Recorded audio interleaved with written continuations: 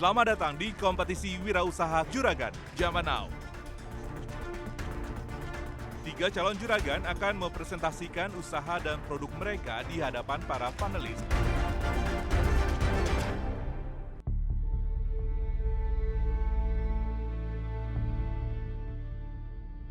Tujuan saya merintis usaha karena saya mempunyai anak spesial, makanya saya merintis usaha roti abon ini untuk anak saya yang spesial. Kalau saya lebih suka ya satu aja, Pak. Proses produksi pastel buncit itu sendiri dilakukan oleh saya dan ibu saya yang membuat pastel itu di dapur di rumah kami. Sehari bisa produksi berapa? Itu sekitar 200-an lah gitu. Konsepnya jualan ramen dan topping, ya dan minum lah pastinya. Yap, congratulations yang waktu dulu saya coba enak, sekarang lebih enak lagi. Gaji puluhan juta atau puluhan cabang pengen punya sendiri. Mampukah peserta membuat para panelis terkesan dan berhasil mendapatkan tambahan modal ataupun investasi? Dan ini dia ketiga calon juragan hari ini.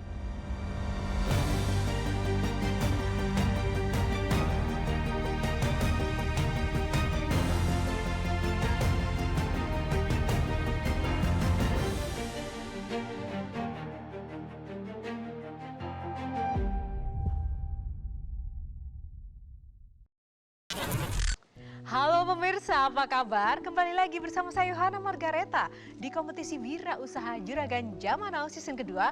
Saatnya UMKM naik kelas. Seperti biasa pada hari ini ada 3 calon juragan yang akan mempresentasikan usaha mereka di hadapan para panelis. Langsung saja kita akan mulai dengan peserta pertama dari tim Coach Tom MC Ifle. Silahkan Coach. Membangun bisnis tidak sempurna jika tidak ada kreativitas. Kreativitas ini akan membawa bisnis menjadi lebih seru, lebih fun, lebih menyenangkan. Calon juragan kita akan menampilkan sebuah produk pastel, tapi namanya bukan pastel biasa, pastel buncit. Mari kita sambut Dinda dan Ruth dari Pastel Buncit.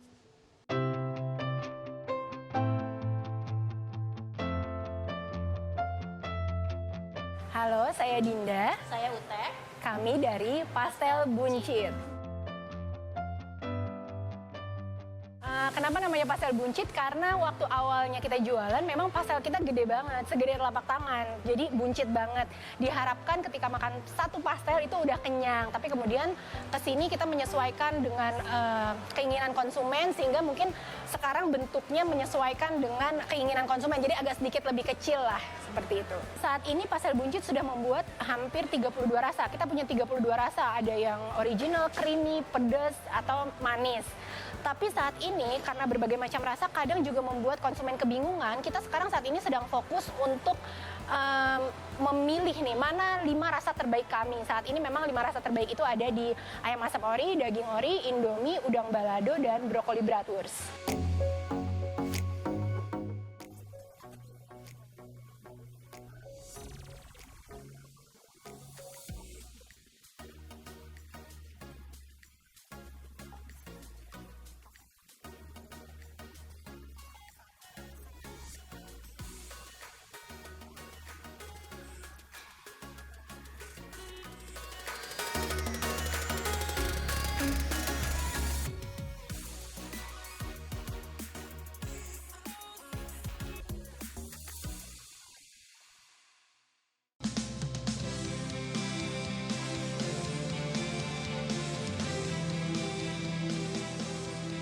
Selamat siang panelis semuanya, perkenalkan saya Dinda atau lebih dikenal sebagai Mbak yang bikin pastel. Foto saya di sini. Bisnis ini adalah bisnis yang tumbuh saat terjadi pandemi. Waktu itu saya sedang tidak bekerja dan berjualan di rumah. Proses produksi pastel buncit itu sendiri dilakukan oleh saya dan ibu saya yang membuat pastel itu di dapur di rumah kami. Dengan dibantu oleh 1 orang ART, jadi hanya kita bertiga. Kemudian menjadi masalah ketika salah satu dari kami tidak bisa melakukan proses produksi. Selain itu, proses daripada pencatatan stok opnam, harga bahan baku, itu juga saya masih manual menggunakan Excel spreadsheet. Baik, untuk berikutnya terkait penggunaan hadiah JJN yang diberikan kepada pastel buncit sebesar 5 juta, kita memakai kebagi dalam 3, yaitu pertama lisensi atur kuliner 1 tahun yang tadinya kita trial, akhirnya kita putuskan untuk berlangganan selama 1 tahun. Untuk yang 2 item berikutnya adalah ini terkait pembelian alat produksi, sehingga total keseluruhan adalah sekitar Rp5.789.376. Untuk laporan keuangan pastel buncit seperti dilihat di sebelah kiri, kalau dilihat untuk chartnya memang ada kenaikan dari tahun 2020, 2021 hingga 2022, di mana di bawahnya adalah jumlah pastel yang terjual. Namun kalau kita lihat pada tabel di sebelah kanan di laba rugi, meskipun penjualan dari tahun ke tahun mengalami kenaikan, tapi karena biaya operasional pada tahun 2022 kami mengalami kenaikan yang cukup signifikan sebesar 136%, dikarenakan kami membuka gerai offline, sehingga pada akhirnya laba bersih pada tahun 2022 kami tuliskan mengalami penurunan sebesar 56%. Strategi buka di mall ini berhasil nggak dengan menambah biaya operasional, tapi penjualannya nggak berkali-kali lipat? Apa sesuai target atau ini masih tahun pertama atau gimana? Targetnya sebetulnya bagaimana? Oke, mungkin saya yang jawab ya. Pertama itu kan kita jualannya di rumah, jadi mungkin yang beli adalah teman-teman kita atau mendengar kemudian dari teman, balik lagi. Tapi menurut saya scale pengenalannya cuma di situ-situ aja. Jadi memang ketika ini, wah di Gandaria City buka dan kita bisa masuk gitu kan. Dan itu bagus banget sehingga konsumen kita nggak lagi teman-teman kita lagi, saudara-saudara kita lagi. Jadi ada orang baru di situ. Saya paham bahwa yang mereka pengen branding, tapi sebetulnya dinamakan branding itu tidak mesti harus selalu ada di mall satu dengan mentereng. Kalau ada di mall, tapi orang juga tetap nggak aware dan tidak menambah penjualan, menurut saya itu hal yang tidak efektif ya, gitu sebetulnya. Bantuan dana yang dibutuhkan oleh Pastel Buncit total adalah berjumlah 24 juta. Ini terbagi dalam 3. Jadi ada tambahan 2 alat produksi utama untuk membuat pastel itu sendiri. Yang kedua adalah kami butuh 2 SDM untuk proses produksi. Itu berarti juru masak dan juru yang akan mengawal proses pencetakan pastel. Yang ketiga adalah tambahan cabang lisensi 3 bulan untuk atur kuliner dan olesera. Saat ini sistemnya itu hanya untuk digancit, tidak di rumah saya yang sebagai dapur. Sementara itu butuh keterkaitan antara digancit dengan di rumah. Jadi makanya kita mau tambahan cabang. I think mengenai bisnis kan kita mesti tahu bagaimana kita selalu berpikir untuk scale up, coach, right? I don't see honestly here itu yang mesti dipikirkan sekarang. Jadi mungkin mesti dilihat market mana yang mau dituju lebih direct. To understand the market is really important to grow a business, karena kadang-kadang kita harus tahu kita akan di depan market sedikit atau sedikit di belakangnya, tapi paling tidak kita mengetahui demand yang ada di market. Dengan itu akan lebih memudah untuk kita menjadi successful dalam top line kita ataupun mensupply market itu sendiri.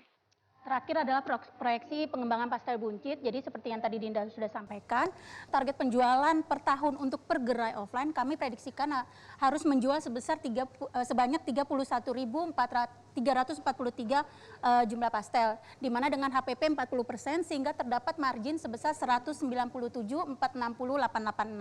Namun beban biayanya pun meningkat menjadi Rp121.200. Target total penjualan 2 gerai offline per tahun adalah sebesar 152.521.772. My personal opinion, kalau saya suka ya, maksudnya ini enak. Saya cobain beberapa yang teri Medan nih enak. Cuman concern saya, mungkin bisnis model ini bisa cepat berkembang kalau dimainkan di lebih mirip ke ayam-ayam goreng tepung crispy. Ya, karena model bisnisnya, barangnya itu kan sudah siap untuk tinggal digoreng di outlet. Nah, jadi potensial banget tentu untuk dikembangkan dengan model retail, tapi yang lebih dekat dengan target market ya. Nah, tentu aja kalau kita bicara nilai investasinya yang kecil, gerobak-gerobak ini cocok sebetulnya. Terbaik tentu gerobaknya dikelola sendiri. Ya, tapi mungkin juga bisa dimitrakan seperti itu, walaupun saya selalu kasih catatan soal kemitraan. Enak pastelnya, it's good. Saya mau tanya, kontribusi online dan offline sales itu rasionya berapa banding berapa? Kalau pertanyaannya seperti itu, offline kita yang lebih banyak. Oke. Sehari bisa produksi berapa? Mungkin sekitar 100 saya membaginya itu kayak seminggu itu 3 kali gitu, hanya 3 kali ngadon gitu. Nah itu sekitar 200-an lah gitu. Sebetulnya masih banyak sih yang bisa digarap dari pastel buncit ini. Tentu online udah pasti, karena memang secara logistik sistem delivery pastel tersebut bisa di-freeze sampai 1 bulan. Jadi potensi pasarnya itu tidak hanya di mall aja, tapi sebetulnya di ngomong kasarnya di pinggir jalan pun itu bisa dijual. Tentu dengan proporsi yang lebih rasional ya. Kita nggak bisa jualan dengan 10.500 per piece, karena itu pasti terlalu mahal. Mungkin porsinya bisa dikecilkan atau isinya bisa dikurangi, mungkin di harga ya 6.000 gitu, 5.000, 6.000, saya rasa itu bisa franchisable. Coach Tom, sebenarnya kalau mendengar namanya pastel buncit, ini yang makan nggak pikir 2 kali ya? Nggak takut buncit, baper gitu, enggak ya? Memang bentuknya agak buncit. Iya. Jadi kalau saya lihat dari waktu pertama kali ketemu dan ngobrol, ini adalah tipikal bisnis UKM yang mengerjakan, yang masak Dinda, orang tuanya dan pembantu, kemudian yang nyari customernya mereka juga, yang cuci piring mereka juga, yang jadi OB, yang ngirim mereka juga. Nah ini akan menjadi masalah karena akan memiliki trauma yang besar kalau bisnisnya membesar. Oke, terima kasih Coach Tom dan juga para panelis. Nah, apakah pastel buncit ini bisa membukakan hati para panelis untuk memberikan modal tambahan ataupun investasi? Kita akan tunggu nanti ya. Silahkan kembali ke backstage. Terima kasih sekali lagi. Lega sih, kita udah presentasi, terus masukan-masukannya juga bagus-bagus banget, dan nanti kita kerjakan, satu persatu kita kerjakan. Semangat dari Dinda kan yang waktu pertama kali kan nggak ada, hanya cardboardnya aja. Nah sekarang kelihatan ya passionnya ketika menjelaskan tentang pastel, semangatnya. Ya semoga memang semangatnya ini lah yang membakar Dinda untuk bisa mengembangkan pastel buncit secara lebih masif. Jadi presentasinya bagus kok. Sebenarnya ya kalau not considering ya maksudnya sustainability dan lain-lain, ini dia bisa central kitchen dia. Ya udah dia main gerobak aja banyak mitra-mitra.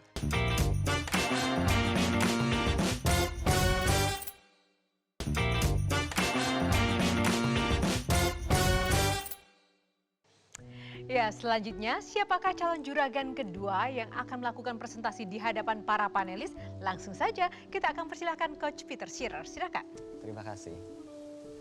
Calon juragan berikut ini bernama Abdul Antoni. Beliau pernah tinggal dan bekerja di sebuah restoran di Jepang. Pengalamannya di dapur restoran Jepang membuatnya bermimpi ingin membawa masakan Jepang yang berkualitas dan juga sesuai dengan lidah Indonesia dengan nama Tokyo Kitchen. Seperti apa Tokyo Kitchen? Kita simak video berikut ini.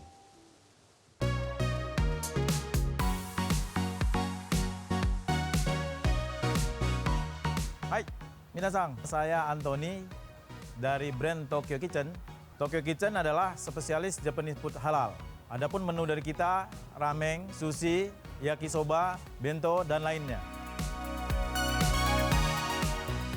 Baik, untuk harga kita di harga yang paling murah di harga 23.000 sampai di paling mahal di harga 45.000. Setelah kita mendapatkan arahan dari Coach Peter, kita udah dapat gambaran bahwa kedepannya seperti apa.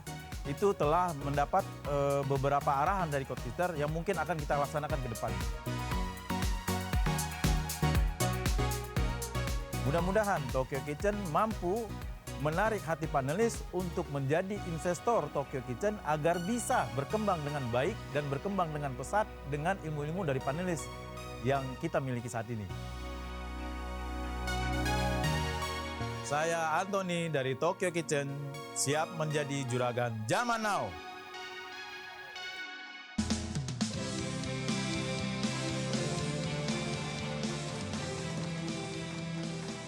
Saya ucapkan terima kasih kepada panelis yang telah memberikan saya kesempatan hari ini. Tokyo Kitchen, spesialis Japanese food halal dengan konsep yang praktis, cita rasa yang sudah disesuaikan dengan lidah orang Indonesia. Spesialis Japanese food halal yang utama dalam rasa, terjangkau dengan harga. Baik, saya sendiri founder, pernah belajar dan bekerja di sana selama 8 tahun kurang lamanya. Setelah kembali ke Indonesia pun, alhamdulillah saya juga salah satu pendiri brand-brand terbesar yang ada di Indonesia. Berpengalaman selama 18 tahun, fokus di Japanese food yang ada di dalam negeri. Selama Tokyo Kitchen berjalan, ini adalah menu unggulan yang telah kami dapatkan dari data. 40% itu ramen, 35% sushi, 25% bento. Dari data yang tersebut, maka kami berkeinginan sekali atau mewujudkan mempunyai konsep ramen dengan nama Tokyo Ramen. Inilah konsep store-nya.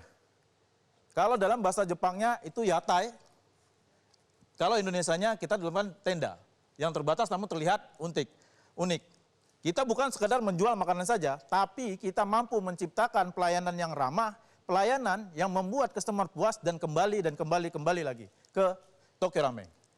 Investasi yang dibutuhkan itulah sebesar total investasi 405 juta, yaitu berupa capek untuk renovasi dan lainnya, biaya marketing lain, biaya sewa, dan lainnya. Ini adalah projection profit and loss yang telah saya hitung dan telah saya targetkan ke depannya nanti jika kami diberi kesempatan untuk membangun brand si Tokyo Ramen.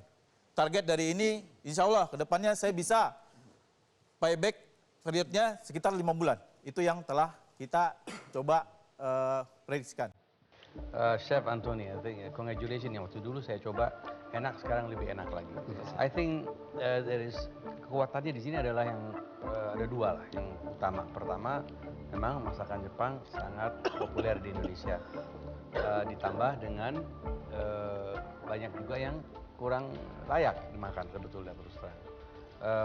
Di sini penyajian juga pengalaman selama bertahun-tahun itu ada. Yang lebih kuat lagi, yang menurut saya perlu juga nantinya kalau cost Pak Reno, Pak Rex, dan Ibu Yan lebih akan melihat dari segi bisnisnya lebih dalam adalah kekuatan yourself dalam mempresent your restaurant atau your product.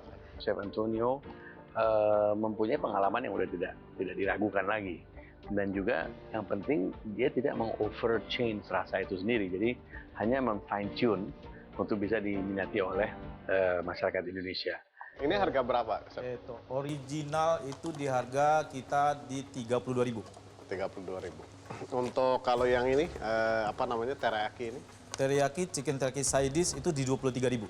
Udah plus nasi nanti. Itu side dish. Side dish saja ya. Kalau yang ini?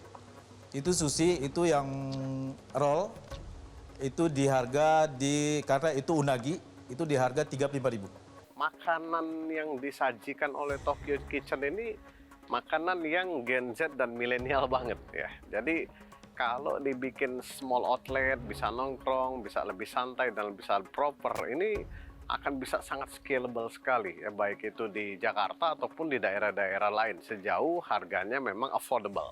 Dengan kekuatan Chef Anthony dalam membuat sebuah produk yang berkualitas, inilah yang akhirnya membuat Tokyo Kitchen akhirnya punya beberapa produk. Dan salah satunya Tokyo Ramen. Jadi jangan salah tangkap, bukan berarti Tokyo Kitchen nggak ada. Justru Tokyo Kitchen ini menjadi sebuah holding produksi. Sebetulnya visinya gimana? Kalau misalnya tiba-tiba nanti ada yang nge-hire gitu, udah deh nggak usah bikin invest terus ini, apakah mau tetap jadi entrepreneur? Because you have a lot of experience, right? Di Jepang, di Indonesia gitu. Yeah. So what's your vision ke depannya? Visi saya yang ke depannya tentu kenapa seperti tadi Mbak Dian sampaikan, memang sekarang begitu sulit untuk mencari yang benar-benar halal. Visi kedepannya mudah-mudahan bisa diterima oleh masyarakat Indonesia dan Tokyo Ramen ini akan tumbuh di mana masyarakat Indonesia yang Muslim yang terbanyak bisa dekat dengan customer-customernya untuk biar nggak menjauh mencari. Saya rasa itu ada satu segmen target yang besar sekali gitu, bahwa orang yang suka masakan Jepang banyak, orang Muslim Indonesia banyak, dan salah satu yang paling bisa dibawa oleh Tokyo Kitchen ke market Indonesia adalah makanan Jepang dengan rasa otentik karena chefnya sendiri dari Jepang dan halal dan enak. Thank you, 美味しいです。enak. Arigatou gozaimasu. Saya ketularan juga. Saya mau tanya, sudah ada 5 cabang Tokyo Kitchen kan? Sekarang di Jabodetabek. Ini apakah nanti misalkan ini terjadi, Tokyo Kitchen-nya mau dirubah ke Tokyo Ramen atau tetap Tokyo Kitchen-nya 5 dan mau membuat cabang baru? Baik, sedikit saya mau jelaskan tentang si Tokyo Kitchen. Memang Tokyo Kitchen itu yang hanya di dine-in itu di daerah Semanggi. Selebihnya adalah online, cloud kitchen. Berhubung kondisi saat ini online kurang terlalu bagus, akhirnya saya harus memutuskan cepat untuk mengambil keputusan itu segera saya tutup dulu. Saya harus fokus dulu yang di dine-in dan di sentralnya di Pondok Bambu. Saat ini jadi yang sisa kita hanya 2. Mas Renal. Kalau yang offline-nya boleh tahu omsetnya kira-kira berapa? Baik, untuk yang di Semanggi ini, karena memang lokasinya di tengah-tengah, itu kurang lebih kita sebulan maksimal itu di 60 juta. Oke. Jadi Tokyo Ramen tuh konsepnya jualan ramen dan topping, ya dan minum lah pastinya. Yap. Kurang lebih berapa square? Kalau target saya itu kurang lebih di 150 sampai 180 square. Taste lidah ya, palate dari chefnya itu sangat mengerti bagaimana cara menikahi masakan Jepang dan masakan Indonesia ini dengan harmonis. Tidak terlalu overpowering gulanya atau garamnya. Biasanya kalau yang nggak ngerti itu kayak medok banget yang Indonesianya tapi makanan Jepang gitu. Tapi kalau ini saya rasa sangat harmonis dan baik. Chef Anthony ini adalah orang yang punya passionate terhadap makanan Jepang. Jadi bisa mengeluarkan berbagai macam makanan yang enak-enak. Karena itu kita sempat berdiskusi bahwa Tokyo Kitchen ini harusnya menjadi sebuah grup atau jadi sebuah tempat untuk memang dapur untuk menghasilkan brand-brand yang lain. Impiannya Chef Anthony ini seperti tadi Mbak Dian tanya, saya juga pengen tahu mau jadi entrepreneur atau kerja jadi profesional juga oke. Saya bantu, Chef. Pertanyaan baik. Pak Reno saya bantu. Gaji puluhan juta atau puluhan cabang pengen punya sendiri? Puluhan cabang. Oke. Saya pengen tahu aja sih, apakah chef ini udah memikirkan bagaimana dinamika memiliki puluhan cabang. Tapi saya nggak ada maksud apa-apa untuk menanyakan. Saya pengen tahu aja nih kiblatnya kurang lebih kemana. Gitu. Ya, terima kasih untuk presentasinya. Kita berikan tepuk tangan. Silakan kembali ke backstage. Alhamdulillah sangat puas bisa bertemu dengan panelis yang benar-benar sukses, dan saya juga bisa senang ya hari ini atas masukan-masukan dari panelis. Mudah-mudahan masukan-masukan tersebut menjadi tahap untuk kita maju selanjutnya. Saya sebenarnya tadi lupa kasih tahu pada saat closing statement itu bahwa kamu tuh menciptakan Black Ramen ini dalam waktu 2-3 hari. Oh, itu pasti very powerful juga. Tadinya sempat khawatir kalau makanannya yaitu Black Ramen karena waktu persiapannya sangat singkat, sempat khawatir kalau panelis tidak suka. Apalagi Mas Reno orang Jepang yang tahu standar kualitasnya. Wah, tapi puji Tuhan tadi lihat responnya, ternyata mereka semua satu persatu bilang Black Ramennya enak.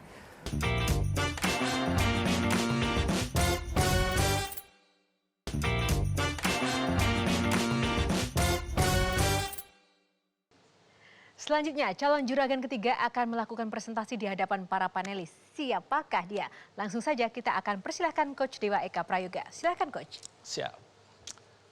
Calon juragan kali ini adalah seorang ayah yang sangat luar biasa. Kenapa? Karena dia harus berjuang mengobati anaknya yang punya kebutuhan spesial. Perjuangannya sangat luar biasa, kenapa harus bolak-balik sampai beberapa kali setiap minggu ke rumah sakit. Nah, semoga dia berharap adanya produk roti abon gulung ini menjadi wasilah rezekinya untuk pengobatan anaknya dan juga keluarganya. Bagaimana kisah dan ceritanya? Yuk kita langsung lihat.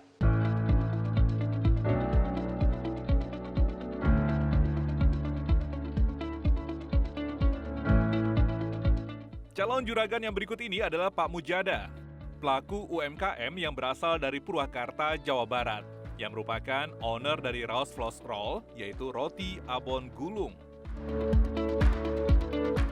Raos Floss Roll itu ada 2 varian rasa. Yang pertama original dan pedas dengan pilihan kemasan ada 3, kemasan besar, kemasan kecil, dan kemasan mini. Alhamdulillah Raos Floss Roll menjadi produk unggulan UMKM Juara Jabar tahun 2020 dan produk unggulan UMKM Juara Purwakarta tahun 2021. Sebagai jajanan oleh-oleh khas Purwakarta, Raos Floss Roll terus berinovasi untuk dapat menghasilkan produk yang bisa bertahan lama dengan memproduksi abon gulung kering yang diberi nama Raos Floss Roll Crush dan Raos Floss Roll Ngepros. Saya Mujada, owner dari Raos Floss Roll, roti abon gulung khas Purwakarta. Saya siap menjadi juragan zaman now.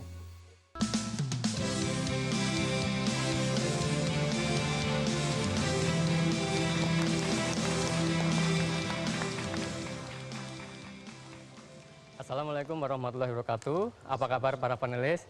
Perkenalkan kembali, nama saya Mujada, owner dari Raos Floss Roll, roti abon gulung khas Purwakarta. Tujuan saya merintis usaha karena saya mempunyai anak spesial yang divonis dokter tidak akan tumbuh atau kerdil. Sehingga saya sebagai seorang ayah harus mempersiapkan pekerjaan untuk anak saya yang tidak mungkin dia untuk kerja di tempat orang lain. Makanya saya merintis usaha roti abon ini untuk anak saya yang spesial. Raos Floss Roll terus melakukan inovasi, menghasilkan produk yang bisa awet, yang lebih kering rotinya dan renyah, tahan sampai 356 hari. Kemudian Raos Floss Roll juga peduli sosial, Anda membeli, Anda berdonasi. Jadi setiap keuntungannya kita sisihkan untuk keperluan kemanusiaan. Modal dana yang diberikan Metro TV senilai 5 juta kita pergunakan untuk membeli sealer otomatis, mencetak kemasan ngepros yang mini, kemudian bikin website atau landing page karena kedepannya kita pengen iklan di Facebook Ad ataupun Instagram Ad. Penjualannya itu 70% ditopang dari produk basah, kemudian 15% dari produk kering, kemudian untuk yang 5% itu dari minuman dan yang 10% produk UMKM. Kemudian untuk kebutuhan dana yang kita ajukan sebesar 40 juta rupiah, itu 15 juta rupiah untuk marketing. Kemudian butuh tambah oven ketika kapasitas naik, nilai 10 juta. Kemudian bahan baku untuk nyetok abon itu 5 juta dan renovasi outlet sebesar 10 juta. Jadi total dana yang dibutuhkan itu 40 juta. Nah, oke. Yang diajukan di dalam modal ada penambahan oven kan? Iya. Untuk? Nah itu ketika kita produksi yang basah sama yang kering bareng bisa jalan bareng Pak. Kalau selama ini kalau produksi jadi yang basah dulu pagi, siangnya baru produksi yang kering. Saya pengen tahu kenapa harus berinvestasi di oven supaya ada efisiensi waktu. Kalau cuman kontribusi terhadap penjualannya 15%. Nah, karena saat ini kita memang sedang menaikkan pemasaran yang kering. Karena untuk yang kemasan kecil ini kita sudah proses negosiasi masuk ke Hotel Harper sama ke Tosorba Jogja. Terus yang lainnya kita juga nitip konsinyasi di toko-toko oleh-oleh di Purwakarta, bahkan di Tomang sini juga ada. Saya ngerti. Mujada ini overlooking ya, nggak melihat bahwa ya pokoknya ada PO, ada orderan, ya udah saya investasi aja di oven. Kenapa? Karena waktunya efisiensi bisa berjalan bersamaan. Tapi kan sebetulnya yang harus diprioritasin itu adalah yang basah karena lebih dari 70% kontribusi perusahaannya adalah yang dari basah gitu ya. Kenapa yang ini tiba-tiba harus ditingkatkan keefisiensiannya? Menurut saya ini terbalik, harusnya yang basah yang ditingkatkan efisiensinya gitu loh. Fokus utamanya ingin dijadikan oleh-oleh Purwakarta. Iya. Nah, mungkin yang Bapak butuhkan itu bukan memperbesar kapasitas produksi, tapi mungkin kegiatan marketingnya yang perlu untuk lebih diangkat terlebih dahulu. Ya, sampai betul. bisa optimal ya, maksudnya. Betul, Pak. Susah banget untuk mengingat Raos Floss Roll. Ya, saya punya ide tapi dicek di Hakinya. Lebih baik spesifik Purwakarta Roll. Nah, Purwakarta Roll. Nah, jadi gampang kan? Kalau orang sekarang yang dengar ini ya, udah nonton JJN, ketika Purwakarta, udah gampang ingetnya. Oh, oleh-oleh ini harus Purwakarta Roll nih. Nah, lihat ya, ini gampang jadinya secara brand. Gitu. Saya cuma mau tanya, ini bedanya apa ya Pak, selain ukuran? Yang ini crash, ini ngepros. Ya, kalau yang pertama itu sebenarnya yang crash dulu. Itu bentuknya sama persis dengan yang basah. Ya. Karena waktu itu lagi rame-ramenya kita di-push sama dinas untuk ekspor gitu kan. Saya mulai berpikir nih, kalau misalnya saya dapat PO banyak, bikinnya gimana caranya supaya lebih cepat, terus konsumsi abonnya bisa lebih sedikit. Akhirnya dibikin kotak-kotak sehingga bikinnya lebih cepat, nggak perlu gulung-gulung. Terus abonnya juga cuma satu sisi. Kalau saya lebih suka ya satu aja Pak. Ini kayak bagelen ya, bagelen roti keringnya doang. Kalau memang mau pursu kayak yang kering ya. Kemasannya juga diperhatikan karena ini saya pikir oh beda rasa nih ngepros sama crush. Ini beda rasa, padahal sebenarnya rasanya sama, cuma bentuknya beda. Kan orang nggak ngaruh juga ya Pak kalau dimakan ya, karena ini kue kering gitu. Roti yang kering ini sebetulnya mungkin hanya akan jadi side produk ya, dalam artian bukan produk utama gitu. Kalau misalnya mau tetap dijalankan ya tentu saja nggak apa-apa, karena toh memang ada, seingat saya tadi ada 15% dari omset penjualan adalah yang kering. Dan mungkin untuk orang-orang yang mau berpergian ke tempat yang lebih jauh lagi supaya rotinya lebih tahan lama. Saya lihat di laporan keuangan yang ada, HPP dan juga biaya operasional itu kurang diperhatiin kalau saya lihat dari sekejap di sini Pak. Karena di 2022 dan 2021 di sini kayak saya lihat cukup ada kenaikan penjualan, tapi di bottom line-nya masih malah sama dengan yang tahun kemarin. Tantangannya adalah untuk bagaimana kita grow, tapi tidak juga grow cost-nya. Itu yang sangat menjadi harus dibalance. Dan karena saya lihat secara cepat tadi financial statement-nya begitu, saya ingin menyampaikan tolong dijaga kiat-kiat apa yang untuk membuat tidak menjadi lepas kontrol costing-nya. Ya, jadi dari segi literasi finansial tadi ya sama juga dengan Pak Irwan itu, saat saya buka laporan keuangannya memang omsetnya naik, tapi dari segi bottom line-nya, dari segi net profit-nya turun. Ya memang beliau masih bingung antara meletakkan mana ke mana gitu. Itu yang menjadi PR juga supaya, karena bagaimanapun bisnis tentang financial literasi, bagaimana kita mengukur bagusnya penjualan bukan cuma dashboard Instagram ataupun dari omset penjualan, tapi juga dari segi net profit-nya. Kita akan lihat nanti apakah Raus Floss Roll ini bisa membuat hati para panelis kita rock and roll, memberikan investasi dan juga modalnya. Kita akan tunggu nanti. Silakan kembali ke backstage. Terima kasih.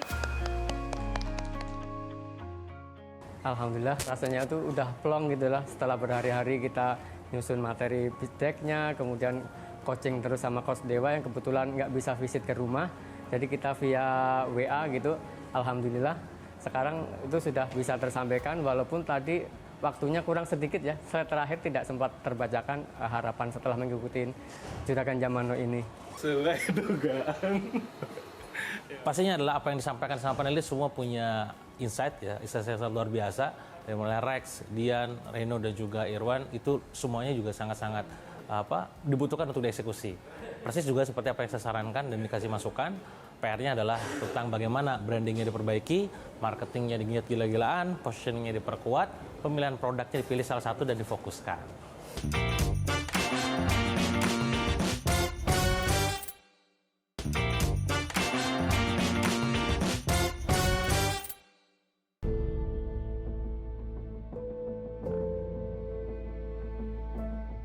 Sebelumnya, ketiga calon juragan sudah mempresentasikan berapa modal tambahan yang dibutuhkan.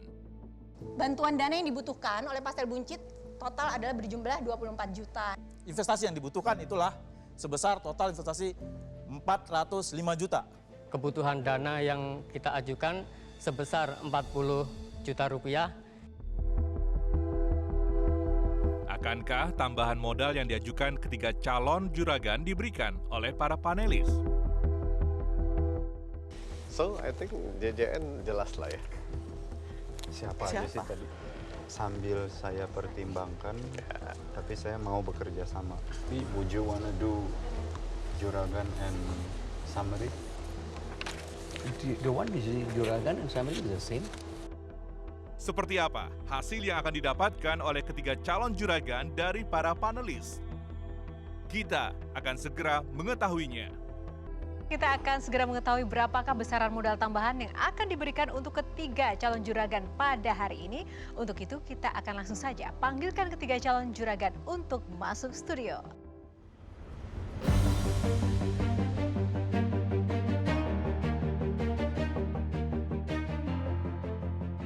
Pastel buncit, Mbak Nindi dan Mbak Ruth ya.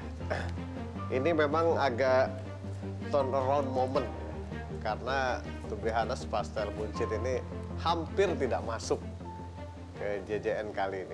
Strategi buka di mall ini berhasil nggak? Sehari bisa produksi berapa? Itu mungkin sekitar 200-an lah gitu. Jadi mungkin mesti dilihat market mana yang mau dituju lebih direct.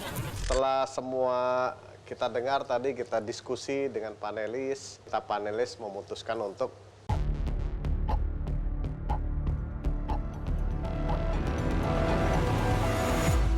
memberikan tambahan modal senilai 15 juta rupiah. Selamat ya Pastel Buncit.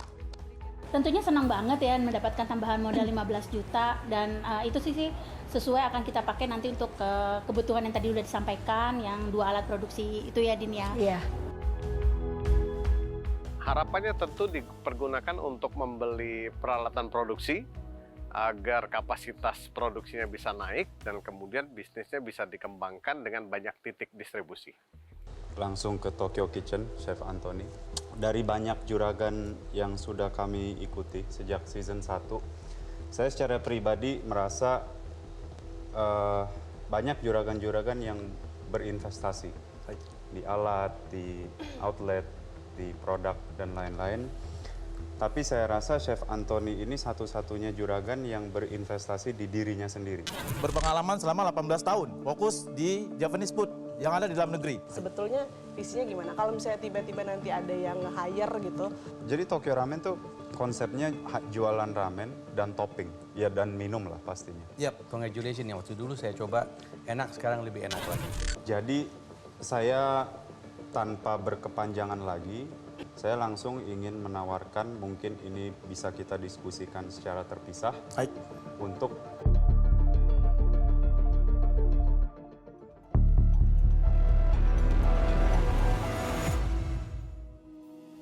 kita berkolaborasi sama-sama.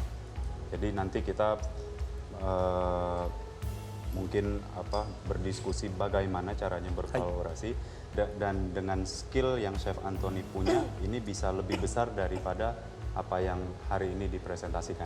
Jelas. Kurang lebih begitu. Masya Allah, Alhamdulillah. Mudah-mudahan berkat semua dari tim Tokyo Kitchen, keluarga, semua yang support. Alhamdulillah kita mendapat kepercayaan dari Mas Heno.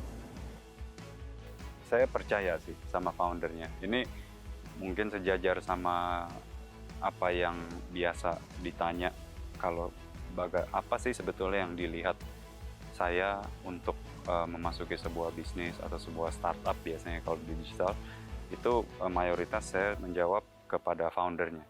Pak Mujada Pak, kami semua dari panelis juga sepakat tadi udah coba rotinya dan memang enak dan rasanya layak untuk jadi oleh-oleh utama di Purwakarta. Susah banget untuk mengingat Raos Floss Roll. Kalau saya lebih suka ya satu aja Pak. Saya pengen tahu kenapa harus berinvestasi di oven supaya ada efisiensi waktu. HPP dan juga biaya operasional itu kurang diperhatiin kalau saya lihat dari sekejap di sini, Pak. Kami memutuskan para panelis sudah sepakat untuk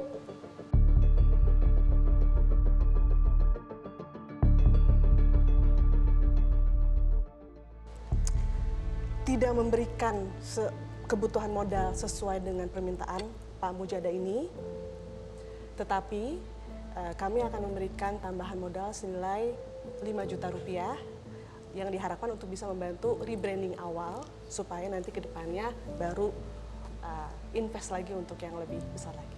Jadi untuk 5 juta itu ya alhamdulillah sih cukup gitu, tapi perlu penambahan juga dari kita untuk lebih memaksimalkan hasil setelah rebranding. Ya, jadi alhamdulillah juga dapat tambahan dana kurang lebih di angka 5 juta dan itu pastinya juga sesuai dengan kebutuhannya. Panelis melihat bahwa kondisi saat ini yang dibutuhkan adalah untuk memperbaiki dari segi branding dan juga marketingnya dan bukan saatnya untuk memperbesar kapasitas produksi. Selanjutnya, siapakah juragan Zaman Now kali ini? Silahkan kembali para panelis. Setelah kita berdiskusi, juragan Zaman Now episode kali ini adalah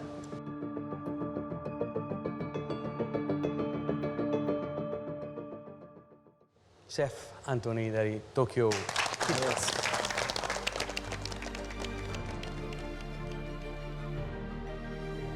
Masya Allah, bismillah, alhamdulillah, memang nggak saya sangka-sangka, sungguh di luar kedugaan saya, memang alhamdulillah semua benar butuh persiapan yang benar-benar ekstra, persiapan yang benar ekstrim, semua kerah, tenaga, pikiran, tim, semua, alhamdulillah, insya Allah, atas izin Allah, kita bisa mendapatkan penghargaan ini. Tentunya dengan dinobatkan sebagai juragan Zaman Now episode kali ini, kita ada tambahan 10 juta rupiah. Ayo Mas. Beliau mempunyai background yang kuat, mempunyai juga track record yang kuat, dan beliau juga mempunyai visi yang kuat. Dan ini yang membuat kita tidak terlalu ragu untuk menobatkan beliau sebagai juragan Zaman Now episode tadi. Baik, demikianlah pemirsa Juragan Zaman Now season kedua episode kali ini. Kita nantikan siapakah ketiga calon juragan yang selanjutnya akan mempresentasikan usaha mereka di hadapan para panelis. Saksikan terus Juragan Zaman Now season kedua. Saatnya UMKM naik kelas. Saya Yohana Margareta pamit undur diri. Sampai jumpa lagi.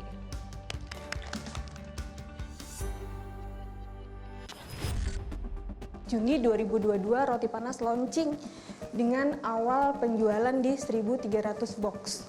Yang manggang itu seberapa gampang? Di sini saya membawa 3. Saya membawa dark chocolate, strawberry sorbet, dan juga durian. Dark chocolate from Brau, durian from Medan, strawberry from Bedugul. Toprak kekinian dengan inovasi topping dan racikan bumbu kacang terbaik. Ini tasty sekali, sangat-sangat enak. Non-MSG itu bagus untuk sebuah campaign di target market yang mungkin middle up.